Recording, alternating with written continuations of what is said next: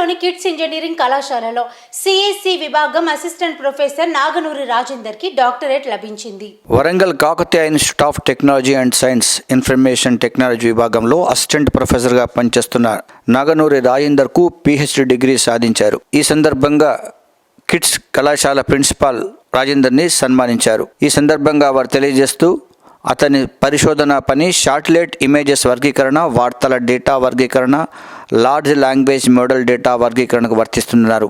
ఈ విశేషమైన పరిశోధనలు డేటా వినియోగానికి సంబంధించిన ప్రమాదాన్ని తగ్గించడానికి అత్యంత లక్ష్యంగా ఉందని సగర్వంగా తెలియజేస్తున్నట్టుగా తెలియజేశారు. ఈ సందర్భంగా former Rajya Sabha MP KITS Warangal chairman captain V Lakshmikanta Rao, కోశాధికారి పి నారాయణ రెడ్డి, ఇతర అధికారులు ఆయనను అభినందించారు.